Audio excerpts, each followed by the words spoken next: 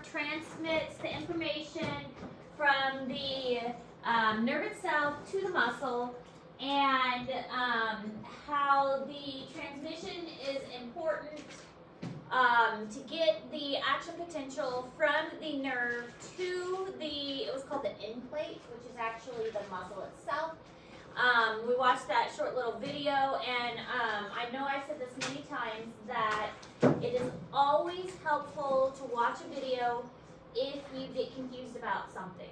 This goes for a lot of classes too, not just science, but it's really good for science. But we covered the whole process of getting from the nerve to the muscle with that signal. We talked about acetylcholine. That was the word, acetylcholine. And then there was the, how do you pronounce the word? What was the word? Acetylcholinesterase, that was the word. Acetylcholinesterase was the other word. Acetylcholinesterase was the the enzyme that counteracts the acetylcholine. So it triggers the muscle not to contract. So it counteracts the acetylcholine, saying stop the contraction. So if there is no... Teachers, once again, sorry for the interruption. Making this announcement again for students who may have been at the middle school during the second hour. Anybody who is going to the game tonight, boys and girls basketball players or cheerleaders who would like a sack lunch to take with them, please go tell the kitchen ladies right now. If you'd like a meal, go tell the kitchen ladies right now. Thank you. So if the acetylcholinesterase is not present, then the muscle will sustain contraction because there is nothing to signal it to release. Because this chemical will be present and say you need to keep active, you need to keep active, you need to continue the contraction. So once scientists figured this out, they're like, hey, that's interesting. What if we made a chemical, because that's a great idea, to mess with this neuromuscular junction, and we called it a nerve gas, and it messed with the nerves and the muscles and counteracted all this so that we could make it so that muscles don't relax and they continuously contract, because that sounds like fun. So they made this thing called anticholinesterase, anti-CHE agents, that inhibit the acetylcholinesterase. So basically what it's doing is it's making it so you can't relax your muscles. The acetylcholine is activating your muscles and you can't get rid of it. So your muscles are continuously contracting. So they made it into a nerve gas, and it's also in insecticides. And it's called sarin is the most common example. So now we're talking biological warfare here. Yay.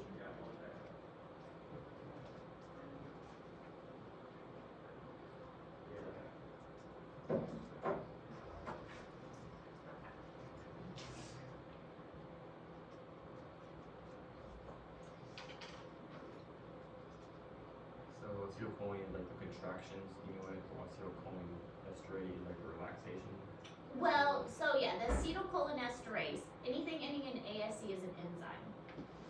So this is an enzyme, acetylcholinesterase is an enzyme that basically counteracts the acetylcholine.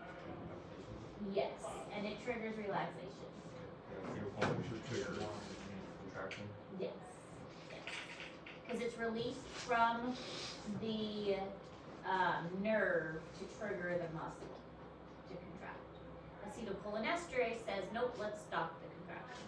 Now this anticholinesterase is going to say, nope, we're going to get rid of the acetylcholinesterase and we're just going to take that out and now there is nothing to stop the contraction. What is it? This anticholinesterase. It removes this. It removes the enzyme. So now there's no enzyme. So there's nothing to get rid of the acetylcholine. It'll make sense on the next slide.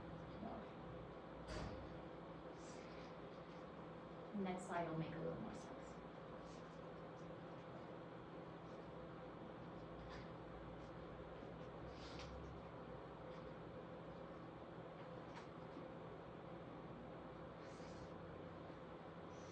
Okay. Well, maybe the next couple slides. So sarin comes in both liquid and gas forms. It's highly toxic, and it's a nerve agent. It was developed, of course, by the Nazis, because, why wouldn't they? In the 1930s, and it's 500 times more toxic than cyanide gas. So it gets into your system, and it works on the nerves of your body, and it basically sends a signal saying, let's make your muscles continuously contract. Let's make them so they are unable to relax. Very pleasant. Not really.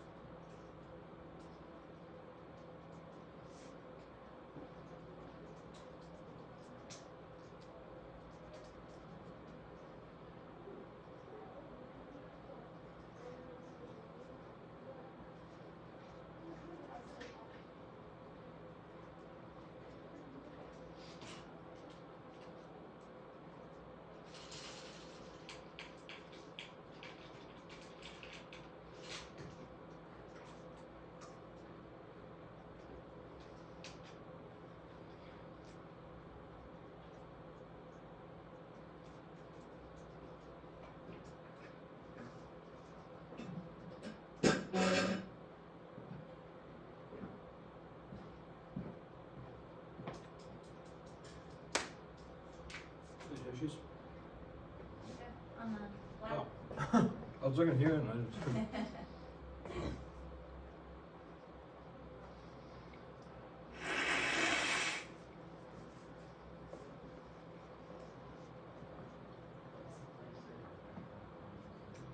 Alright, so here's how it works. Nerve, muscle. Acetylcholine coming down, going in, activating the receptor on the muscle. Okay, so this is like a normal, healthy system. This is one where we've got the nerve gas sarin taking effect. Okay, so normally we have the acetylcholine in these vesicles coming in, going to a receptor, the receptor stimulating the muscle. Then we've got these enzymes. This is the acetylcholinesterase, okay? And it says, okay, we're done contracting. It's going to bind to the acetylcholine and take it away and say, we're done, okay? So this is normal. This is what's supposed to happen. However, when we have sarin, what happens when they have the acetylcholine coming in, binding to a receptor, the sarin takes away the enzyme. So here's the enzyme. Normally, the enzyme would take away the acetylcholine, say, okay, we're done. No more receptor activation, no more impulse. But now, the sarin comes in, takes away the enzyme. So there's nothing to take away the acetylcholine. And the acetylcholine just continues to build up and to continue to activate the receptors. Does that make more sense? So the enzymes are gone now. And it just kind of keeps building up. Now a little bit of these are going to like filter out through the synaptic cleft, because here's our synaptic cleft. A little of them are going to filter out, but it's mainly these enzymes that are going to deactivate the signal. But without these enzymes to deactivate the signal, the contraction is just going to be maintained. And that's what sarin is doing. It's deactivating it's keeping the signal going because we've gotten rid of that enzyme. Any questions about that? Does that make sense? Okay. So another condition that's affected by the neuromuscular junction is myasthenia gravis. This is also affecting the receptors, the acetylcholine receptors. That's what ACH stands for, acetylcholine. It's just an abbreviation for it. This is an autoimmune disease that affects the receptors, and it means that there are just fewer functioning receptors on the muscle area. So this means that the neuromuscular transmission isn't as good. And so basically it means there are weaker muscles in that area. And we'll look at a picture in a moment that shows what the symptoms of this looks like. And one of the main symptoms is droopy eyelids. So you just can't use your muscles as well. No matter how much you tell like your eye to open, you can't get that signal to those muscles because the receptors are not recepting. They're not taking the signal. So it's an autoimmune disease with fewer functioning receptors. Your muscles aren't going to work if they're not receiving the signal. And then there's also Lambert-Eaton syndrome, which is another autoimmune disease, and this is directed against calcium channels. And so it's going to reduce the release of acetylcholine because the calcium has to flow in order to release the acetylcholine. So the calcium has to flow into the nerve in order for the acetylcholine to flow out. So if there's no calcium flowing in, then there's not going to be any of the ACH flowing out. And so that means there's not going to be very good nerve transmission either. So all of this is happening at the neuromuscular junction. So there is a lot of research interest in this particular area.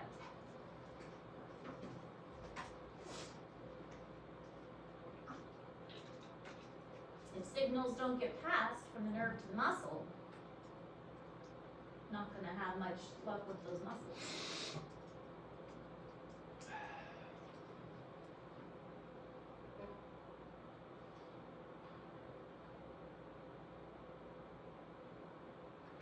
We'll actually talk about myasthenia gravis again later on, probably.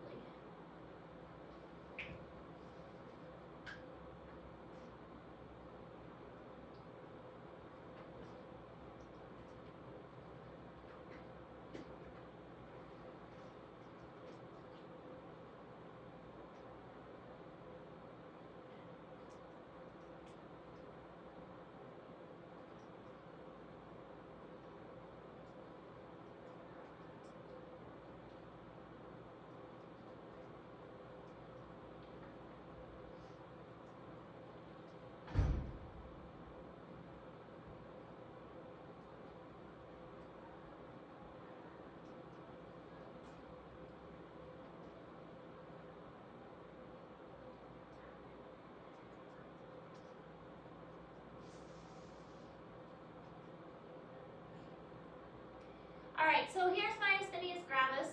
You've got the droopy eyelid, and again, it's because the receptors are not functioning very well. So it may be releasing the acetylcholine, but it's not getting received by the muscles. So droopy eyelids, and you can see a droopy side of the face. It almost looks like the person had a stroke because the side of the face is not responding to the signals that the body is telling it, saying you need to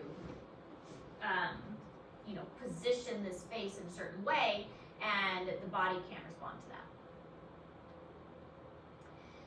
Here's Lambert's disease. Again, the body is not responding because it is not, the calcium is not going into the nerve, and then if the calcium is not going in, then the acetylcholine cannot come out. Alright, so that was yesterday's. So we're going to move on with today's.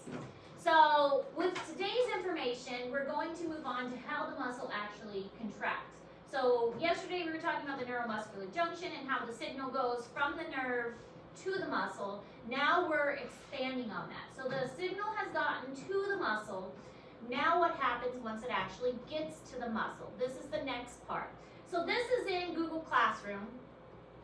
So you don't have to write this down.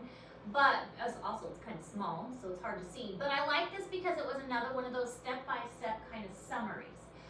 So I put this in Google Classroom, but I did like that it was a step-by-step summary. So what's going to happen is once the information, or once that signal gets to the muscle, so we've gotten from the nerve to the muscle itself, the signal is going to travel through something called the sarcolemma. The sarcolemma is kind of a membranous, if you think of like when we learned about cells, think of like the endoplasmic reticulum. It's kind of like that. It's like a membrane kind of system, and it's on the outside of the muscles. And it's going to transmit that signal through the muscle and then down what are called T-tubules. And here's like an example of a T-tubule here. It kind of extends downward. And so the signal is going to travel through the sarcolemma and then down these T-tubules. And that's how the signal gets passed. So once it goes down these T-tubules, then the signal can go to the actual sarcomeres. By the time we get to the sarcomere, then calcium is going to be released. And here again, calcium is important. And we're going to break all this down step by step, but I like this summary because this has got everything on the same page. But calcium is important because calcium is going to open up these binding areas, because we talked a little bit yesterday about how actin has areas on it that are binding sites, and the binding sites are covered. So contractions can't happen if the binding sites are covered. Myosin cannot grab on to actin if the binding sites are covered, and they can only become uncovered if calcium is present. So once the signal travels down the sarcolemma and down the T-tubules, then they're going to have calcium activate what's called the troponin, and the troponin is going to move the tropomyosin and kind of move them off of the actin binding sites so that the myosin can grab them and then pull them in that ratcheting movement, and it's going to move the entire sarcomere and make it go closer. So then we're going to see the two Z discs move closer to each other and come toward the M line. So this is going to scooch this way, and this one is going to scooch this way, and it's going to come toward the M line. Now I know this sounds confusing, but we're going to break it down and it'll make sense. So this is also in Google Classroom. I tried to help you out by giving you a lot of this information so you can kind of digest it as we go. So there's less writing and more digesting of the information. This is called the excitation contraction coupling process. Remember we talked about there were like these three major steps. This is the second major step. Excitation contraction process. So with this, the action potential spreads across the sarcolemma, which is that membranous portion, and it goes down the T-tubules, which is like indentation. So if you take a membrane, or imagine like, play with putty. My kids like that Aaron's thinking putty. You stick your finger, you stick your finger in the putty and you make it go down. That's kind of what a T-tubule is. So the sarcolemma is kind of like the putty, and then you stick your finger in the putty, that's a T-tubule. My analogies are fun. But they work. And so the sarcolemma is like the putty, and the T-tubule is like the indentation down into it. But it goes down into the muscles so that the signal can travel down into the muscle.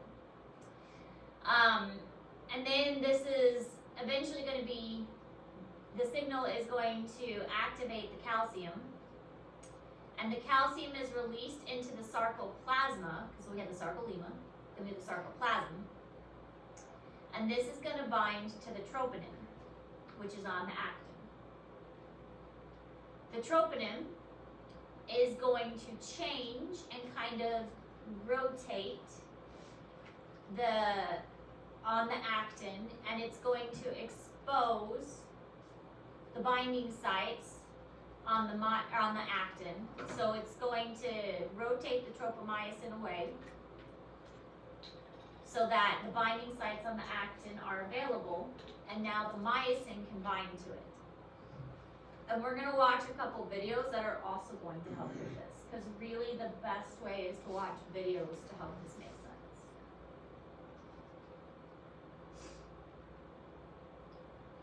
This picture is helpful because it shows the sarcolemma and the T-tubules. But this one you should write down, because I don't think I put this one in Google Classroom. So the signal from the motor neuron travels down the sarcolemma. So here's your sarcolemma. And then it goes down the T-tubules. So use a T-tubule, an indentation. Okay, so sarcolemma, T-tubule, and then it goes to the sarcoplasm. Bless you. And then here's your sarcoplasm. Okay, so sarcolemma, T-tubule, sarcoplasm.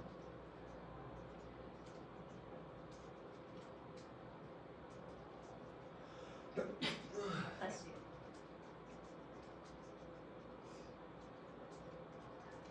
And then we have what's called a triad. The triad is this section here. And that is going to surround the myofibrils. So it's the way the signal gets passed. It goes sarcolemma, down a T-tubule. You see T-tubule here, triad, and it spreads. The signal spreads to the sarcoplasm. Giant, like, just shoots out all the signals over. Yeah, imagine kind of how like when lightning hits and then it like spreads out. I know it's Yeah, wrong. like signal towers or something. Yeah, yeah.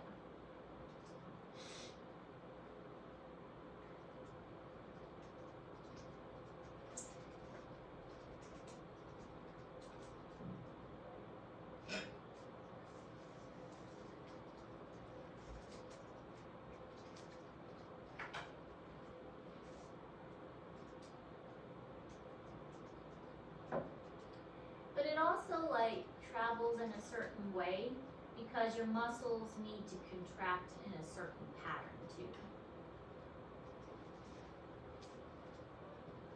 So it's making sure your muscles contract in the right pattern.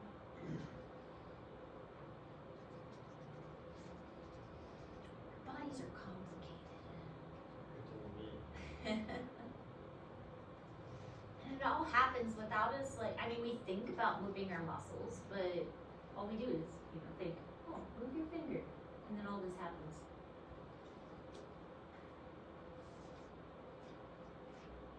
And then somebody had to figure all this out, too.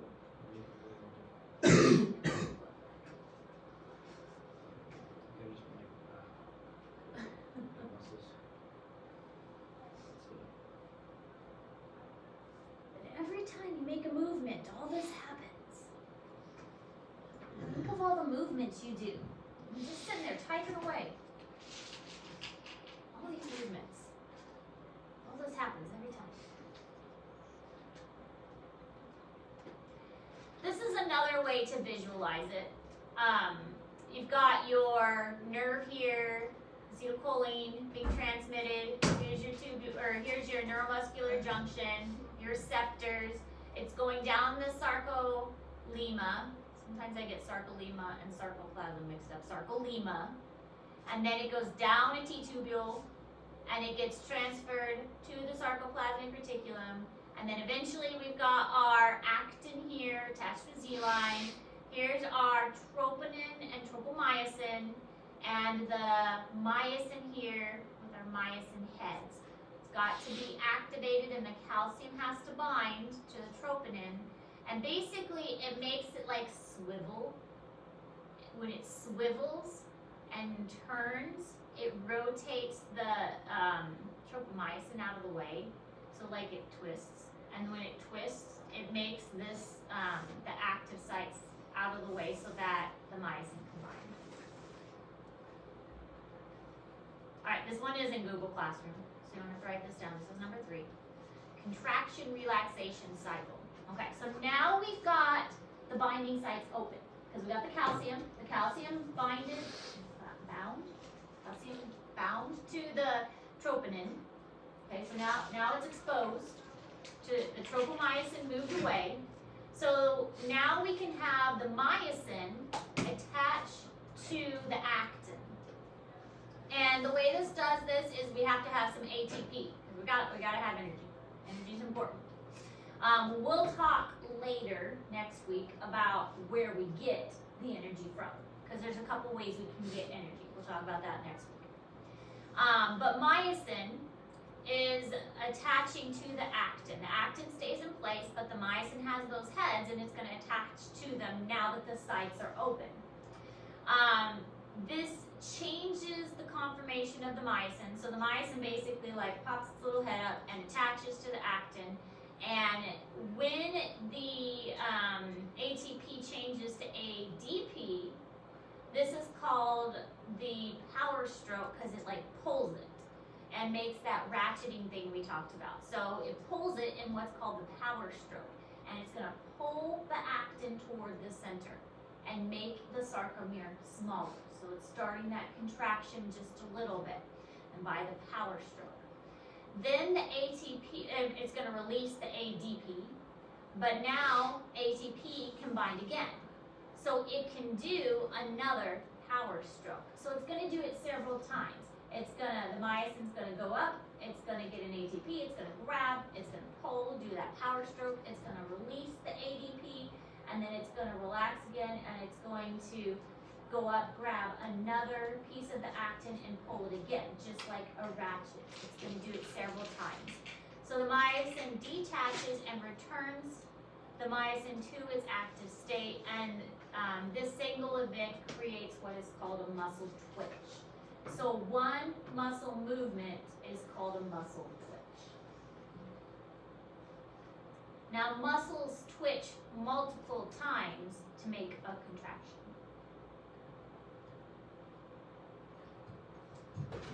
Are we totally lost, or are we still with me? This is on knowledge. What? This is on. Liz is on an adventure. Sometimes he does that. Sometimes he just feels like he's just gotta go. I've never seen that. And sometimes he thinks he can jump off.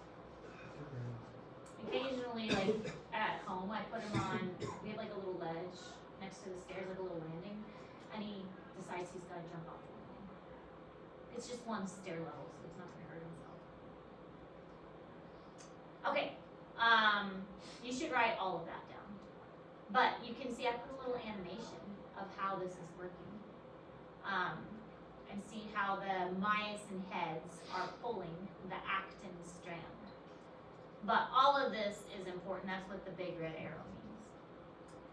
So the thin actin filaments are pulled and slide past the thick myosin filaments.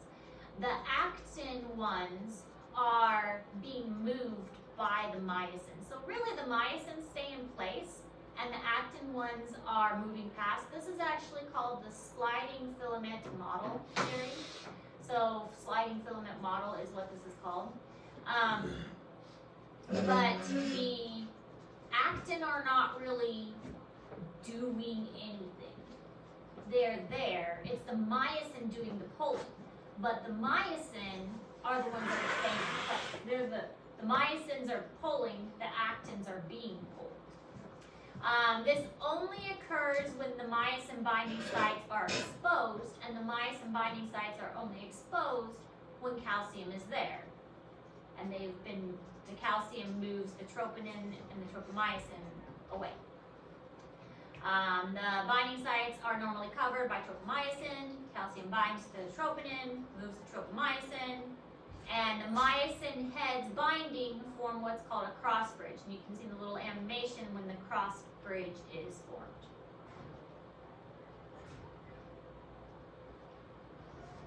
So sliding filament model theory.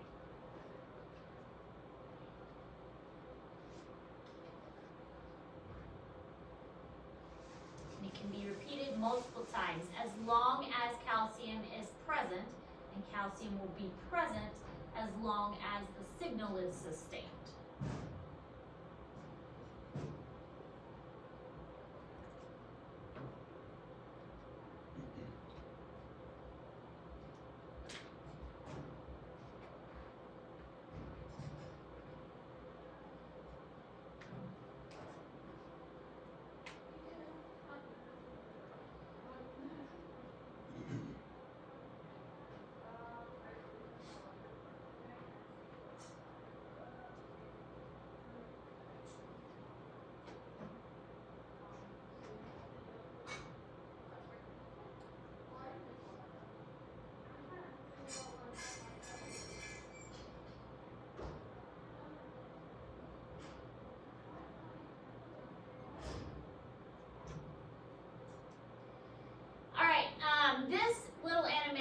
shows how the entire contraction works. So the thing to see here is that this A band, it's not changing. The A band is staying the same because the myosin is not moving. The Z lines are moving together.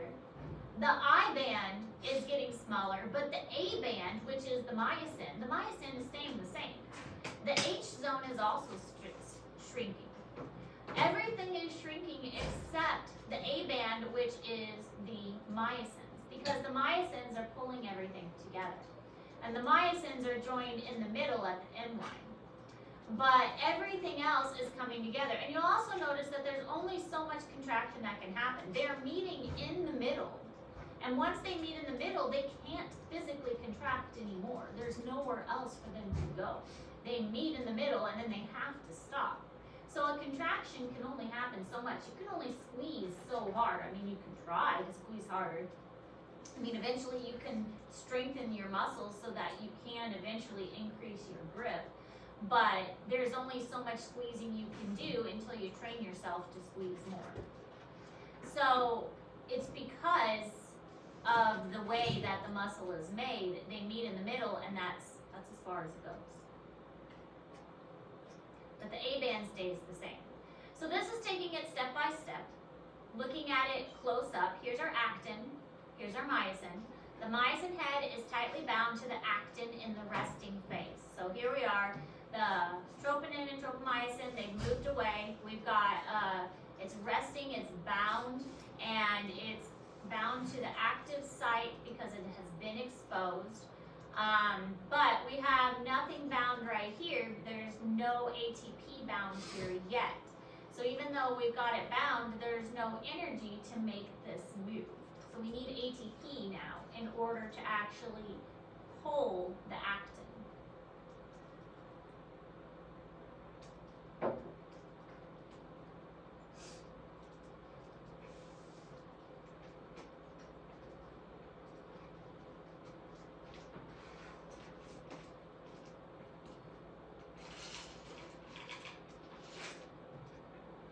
We have a cross bridge here, because I mean, it looks like a cross bridge. At least that one makes sense. Liz will feel it. Liz? Mhm. He only eats like apples. What would happen if- Applesauce. He just wouldn't be able to chew it. He didn't have any teeth.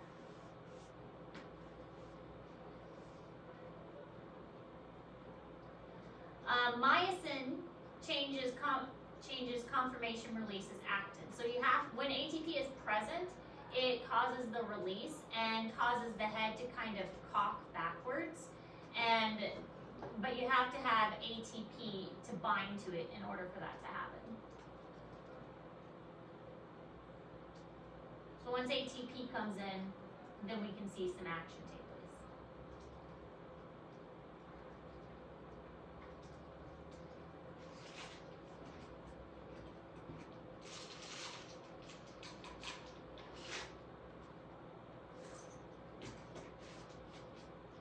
Well, I guess he has like little tiny teeth, but it's like same.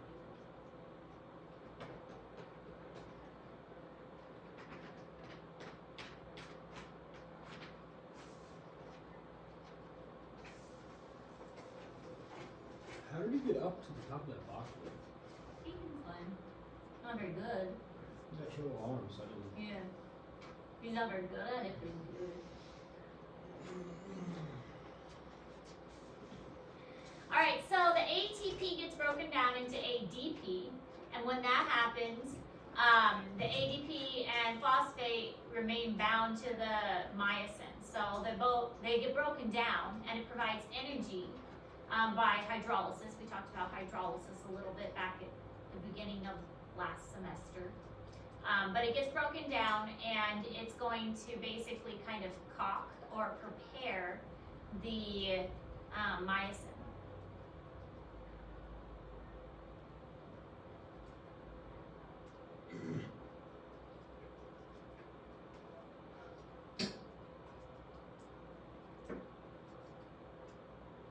Those are big.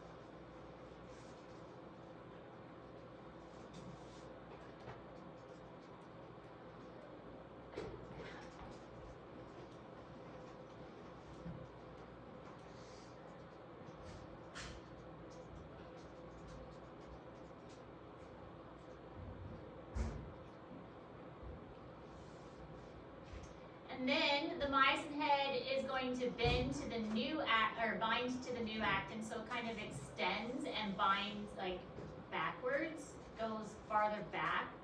And this is considered a high energy configuration because it has gone backwards farther, so it was up here, and now it's farther back and prepared more to grab onto one that's further back because the energy from the ATP has allowed it to do that.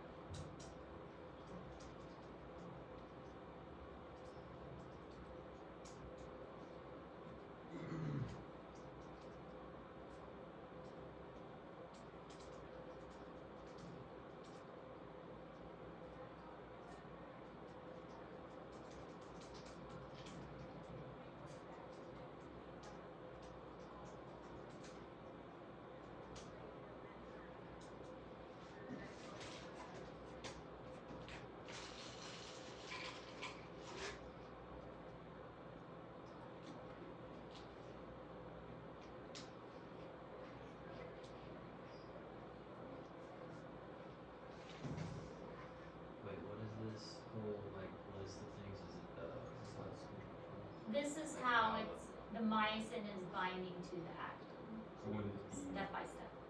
contraction? Yes.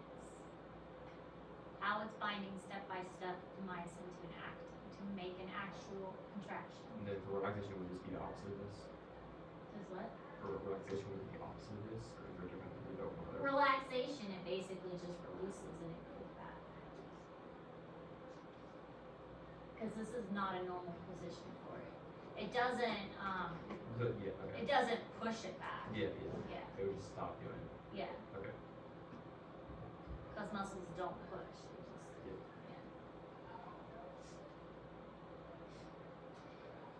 yeah. And then when it releases, like when the phosphate comes off, it does with the power stroke, which is when the head moves forward and it's going to pull that actin forward. So the head pushes on the actin filament, causing it to slide. So it's going to pull it forward and make that actin move forward. So it's bringing that whole sarcomere closer. So that's called the power stroke. But it's when that phosphate comes off from that ATP that had bound to it previously.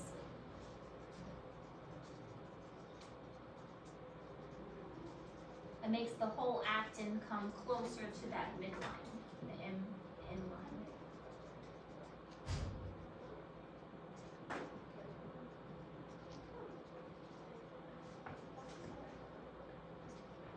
And what's PI?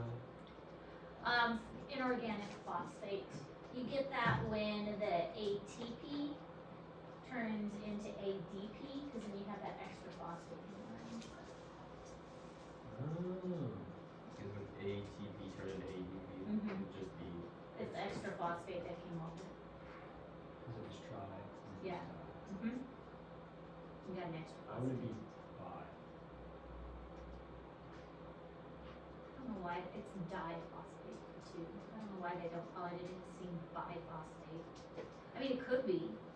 They just chose diphosphate instead. Stupid. I don't make the names. I don't make the rules. But adenosine biphosphate wouldn't be incorrect. I mean, it means the same.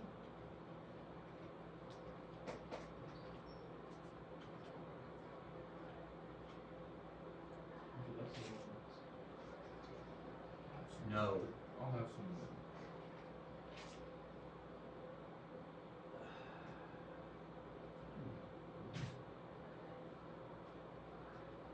100% satisfaction guarantee. Oh yeah. So this whole process can repeat when you have more ATP because now the ADP gets released, but this is open again. So if you have more ATP, you can do this again. The ATP can bind here. That's going to cause it to release and then move back and then attach and then pull and then it will release and it will do that multiple times until the contraction is over, until the actin meets the M line. But you have to have a steady supply of ATP. Now there are ways to run out of ATP. Again, we're going to talk about that next week. But this will continue until you run out of ATP, or until it reaches the M line, or until you run out of calcium. So there are several ways that this could stop potentially. They don't all have to do this together either. It's not like all the myosin heads are grabbing and moving at the same time. We'll watch a video here in a moment.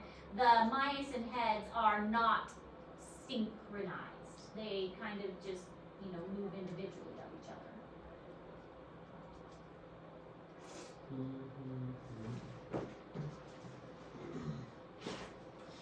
They don't have to be in perfect synchronicity.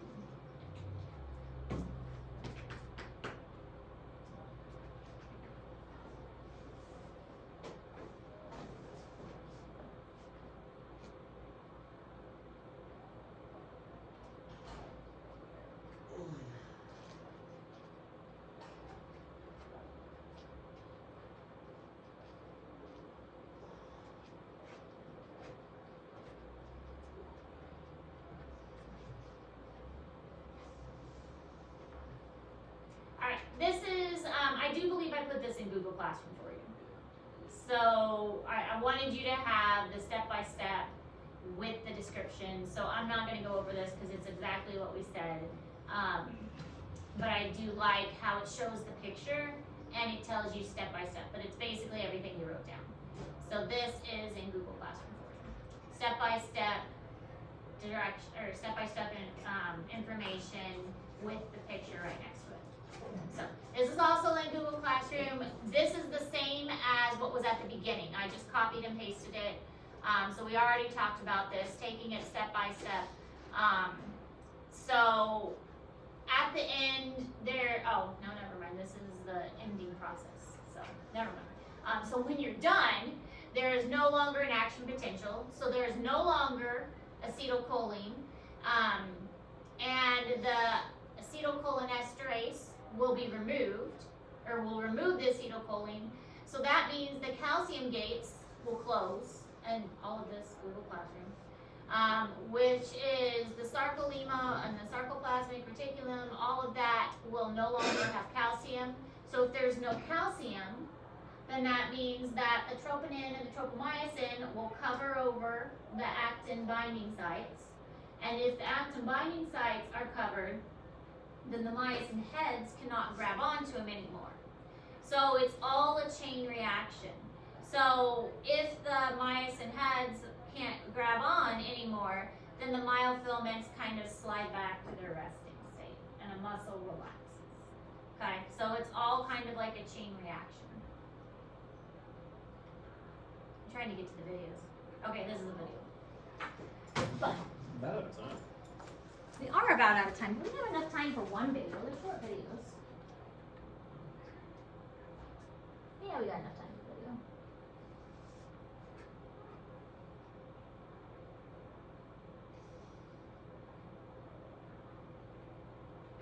Oh, I forgot. My sound wasn't working.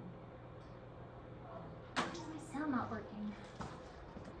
Theory Oh, there we works. go. Each muscle is made up of a number of bundles of muscle fibers. Each bundle of muscle fibers contains anywhere from 10 and 100 individual fibers.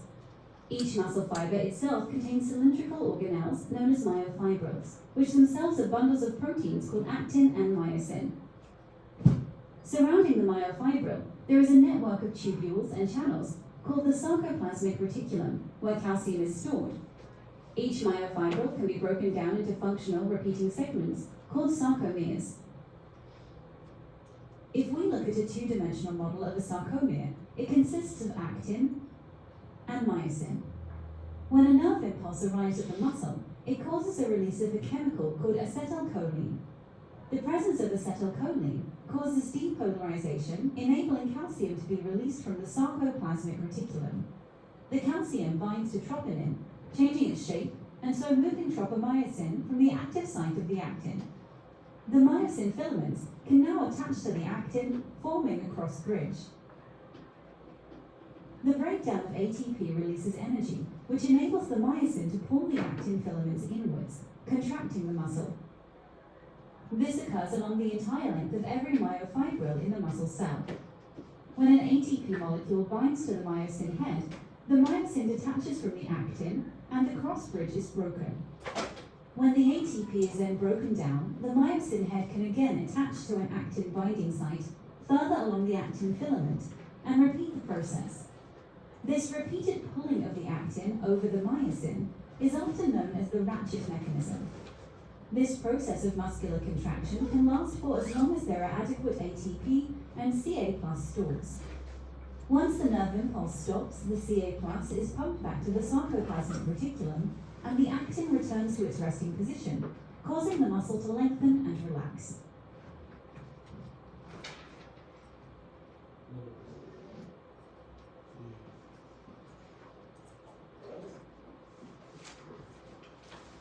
This With video really calcium short. elevated around the myofibrils, myosin binding sites on actin are exposed, allowing interaction of the myosin cross bridges with actin. Release of the myosin cross bridge from actin requires binding of ATP. After ATP binds, it is split to ADP and inorganic phosphate. The energy derived from this reaction is utilized to cock the cross bridge in preparation for the power stroke. The power stroke is initiated when the myosin cross bridge binds to actin. The cycle begins anew when another ATP binds to myosin. At rest, most cross bridges are in the cocked configuration, prepared to interact with actin when the tropomyosin-troponin complex is moved away from myosin binding sites on actin by calcium ions. Okay, so you have to have the calcium to move it away. And see, they don't move together, they move like individually. They move asynchronous. No, With not calcium again. elevated Not again. around the We're done. Okay, we'll talk about the rest next week. Because we're going to talk about rigor mortis when people die. We get around to talking about that. Okay, we'll talk about the rest. But I did post your assignment in Google Classroom if you want to get us started on that. If we do have a snow day, it will be just time to work on the assignment. So, but we will pick up here when we get back next week. So, questions?